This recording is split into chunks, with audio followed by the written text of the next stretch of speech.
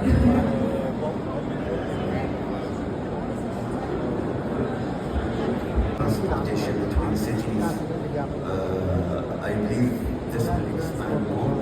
And as an engineer, I want to highlight one point here.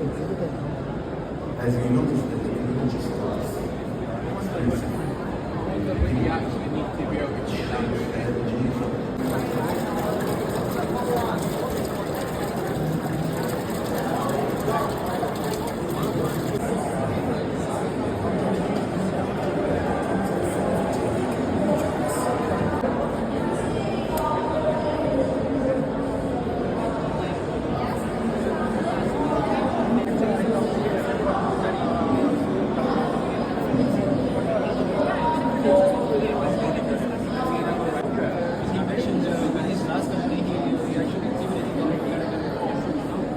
to take that as an answer.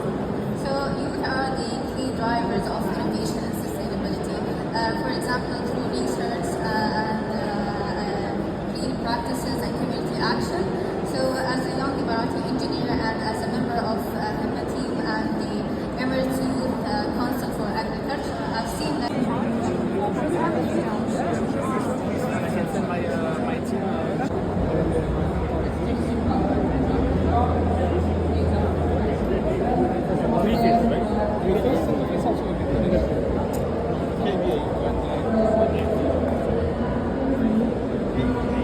Times of cost of solar.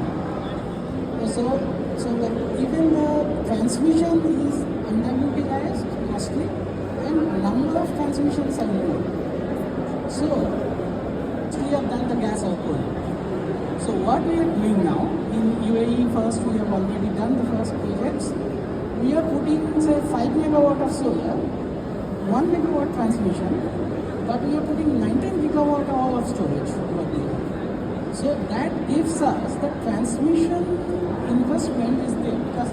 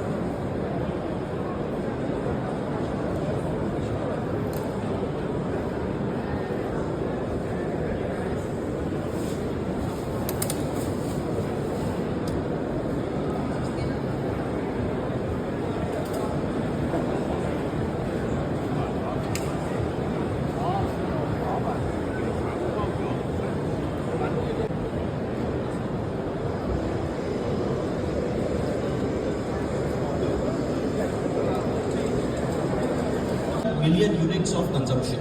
So if that 0.9 million units need to be looked at solar approach, the organization feels that they can go 65% solar. Can you believe it? That is the kind of potential it has got, and it has been analyzed by simulation and different scenario modeling. So now the strategy is going on is they are trying to go 60% RE. Today they are at 51% in Delhi with bifacial solar, which has been recent addition by the minister himself, and then some time back. So the objective is that how these metros can go to the extent of 100% RE. There are global best practices also. Apart from this, how we can look at regenerative braking as a concept, which is reducing around the bringing on the technology on board now, the 30% reduction, 35% reduction. Talking about the back to the grid and again grid to the vehicle. That's a vehicle to grid concept, which is also running how we can, the EVs can be a part of the feeder ecosystem. The entire feeder can be on EVs. And apart from this, they are literally, I hope there's an RTA person. Anybody from RTA?